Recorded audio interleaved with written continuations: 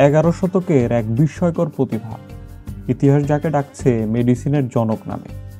তিনি শুধু একজন চিকিৎসক নন, ছিলেন দার্শনিক, বিজ্ঞানী এবং গণিতজ্ঞ। জ্ঞান চর্চার আজকের ভিডিওতে আমরা জানবো সেই বিস্ময়কর মানুষটি সম্পর্কে। তার নাম হচ্ছে আবু আলী ইবনে সিনা। আপনি যদি আমাদের চ্যানেলে নতুন হয়ে থাকেন তবে আমাদের চ্যানেলটি লাইক, শেয়ার এবং সাবস্ক্রাইব করতে ভুলবেন না। রেগুলার আপডেট পেতে বেল আইকনটি ক্লিক করতে পারেন। ফেসবুক থেকে দেখলে ফলো এবং শেয়ারদের সাথে থাকুন।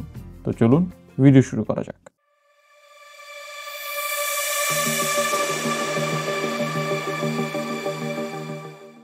1980 খ্রিস্টাব্দের বুখারা এক সাধারণ মুসলিম পরিবারে জন্ম নিল এক শিশু, যার নাম রাখা হলো আবু আলী ইবনে সিনা। তার বাবা ছিলেন একজন পণ্ডিত, যিনি তাকে প্রথম শিক্ষা দেন। মাত্র 10 বছর বয়সে ইবনে সিনা পুরো কুরআন মুখস্থ করেন। 14 বছর বয়সে গণিত, জ্যোতির্বিজ্ঞান, দার্শনিক চিন্তাধারা, ফিকহ এবং যুক্তিবিদ্যায় পারদর্শী হয়ে ওঠেন। 16 বছর বয়সে তিনি চিকিৎসাবিদ্যায় এতটাই দক্ষ হয়ে ওঠেন যে বিখ্যাত চিকিৎসকরাও তার কাছে পরামর্শ চাইতেন। 18 বছর বয়সে তিনি রাজদরবারে চিকিৎসক হিসেবে কাজ শুরু করেন এবং অচিরেই তার খ্যাতি ছড়িয়ে পড়ে। ইবনে সিনার চিকিৎসাবিদ্যার প্রতি ছিল অপরিসীম আগ্রহ। তিনি মনে করতেন চিকিৎসা শুধুই শরীরের সমস্যা নয়, এটি মন, আত্মা এবং পুরো অস্তিত্বকে বুঝতে সাহায্য করে। তিনি 450টির বেশি ওষুধ এবং তাদের কার্যকারিতা সম্পর্কে গবেষণা করেন। আল কানুন ফি তিব বা দ্য ক্যানন অফ মেডিসিন, এই বইটি চিকিৎসাশাস্ত্রের ইতিহাসে এক অনন্য অবদান। এটি 600 বছরের বেশি সময় ধরে ইউরোপীয় মেডিকেল শিক্ষায় প্রধান গ্রন্থ হিসেবে ব্যবহৃত হয়েছে।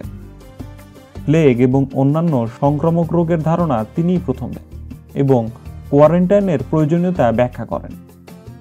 মানসিক রোগ ও মনোবিজ্ঞান নিয়েও তার গবেষণা আধুনিক চিকিৎসাশাস্ত্রের ভিত্তি গড়ে তোলে। তিনি ব্যথা উপশমের জন্য আফিমের নির্যাস ব্যবহার করতেন, যা আধুনিক অ্যানেস্থেসিয়ার পূর্বসূরি। রোগীর নাড়ি পরীক্ষা করে তিনি অনেক রোগের আগাম সংকেত দিতে পারতেন, যা আজকের মেডিকেল ডায়াগনোসিসের মূল ভিত্তি। কিংবদন্তি বলে তিনি এক রোগীকে শুধুমাত্র তার স্বপ্নের বিশ্লেষণ করে নিরাময় করেছিলেন।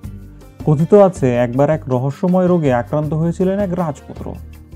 রাজ্যের সেরা চিকিৎসকরাও এর কারণ খুঁজে পাচ্ছিলেন না। ইবনে সিনা গভীর ধ্যানে মগ্ন হয়ে ঘুমিয়ে পড়েন। সেই রাতেই তিনি এক অদ্ভুত স্বপ্ন দেখেন, যেখানে তিনি রোগীর অসুস্থতার মূল কারণ আবিষ্কার করেন। সকালে ঘুম থেকে উঠে তিনি রাজপুত্রের শরীরের বিভিন্ন অংশ স্পর্শ করে তার ধমনী ও নাড়ি পর্যবেক্ষণ করেন। তিনি লক্ষ্য করেন একটি বিশেষ প্রসঙ্গ উঠলে রাজপুত্রের হৃদস্পন্দন বেড়ে যায়। এরপর ইবনে সিনা বুঝতে পারেন যে রাজপুত্রের অসুস্থতা শারীরিক নয়, বরং মানসিক। তিনি ভালোবাসার বেদনায় ভুগছেন।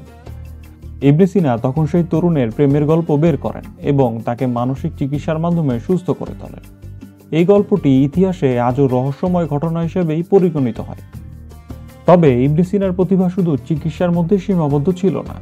তিনি ছিলেন একজন দার্শনিক, যিনি বিজ্ঞানের নতুন নতুন পথ খুলে দিয়েছিলেন। তিনি গ্রিক দার্শনিক অ্যারিস্টটলের দর্শন ও ইসলামের ধর্মীয় দর্শনকে একত্রিত করে একটি নতুন চিন্তাধারা উপস্থাপন করেন। তার লেখা কিতাব আল শিফা, দ্য বুক অফ হিলিং ছিল দার্শনিক চিন্তার এক বিশাল ভাণ্ডার। তিনি জ্যোতির্বিদ্যায়ও অবদান রাখেন, যেখানে তিনি পৃথিবীর আবর্তনের ধারণা দেন। গতি ও বলবিদ্যার ক্ষেত্রে তিনি নিউটনের অনেক তত্ত্বের পূর্বাভাস দিয়েছিলেন। মহাবিশ্বের সৃষ্টির একটি দার্শনিক ব্যাখ্যা দিতে গিয়ে তিনি যুক্তিবাদের মাধ্যমে ঈশ্বরের অস্তিত্ব প্রমাণ করার চেষ্টা করেন। তার দার্শনিক চিন্তাধারা পরবর্তীতে ইউরোপীয় রেনেসাঁ আন্দোলনে গভীর প্রভাব ফেলে। ইবনে সিনা শুধুমাত্র একজন চিকিৎসক বা দার্শনিক ছিলেন না, তিনি ছিলেন মানব সভ্যতার অন্যতম শ্রেষ্ঠ মেধাবীদের একজন। তার লেখা বইগুলো আজও বিশ্বের বিভিন্ন বিশ্ববিদ্যালয়ে গবেষণার বিষয়। আধুনিক চিকিৎসা, দর্শন, জ্যোতির্বিজ্ঞান এবং মনোবিজ্ঞানে তার অবদান অমূল্য। তিনি দেখিয়ে গেছেন সত্যিকারের শিক্ষা কেবলমাত্র একটি নির্দিষ্ট বিষয়ের মধ্যে সীমাবদ্ধ নয়, বরং এটি বিজ্ঞান, দর্শন ও মানবতার সংমিশ্রণ। আমরা কি ইবনে সিনার মতো অনুসন্ধানী মন নিয়ে জীবনকে দেখেছি? আমরা কি জানার আগ্রহ নিয়ে প্রতিনিয়ত শেখার চেষ্টা করছি? এমন আরও অনেক বিস্ময়কর ইতিহাস জানতে আপনি আমাদের চ্যানেলটি সাবস্ক্রাইব করতে ভুলবেন না।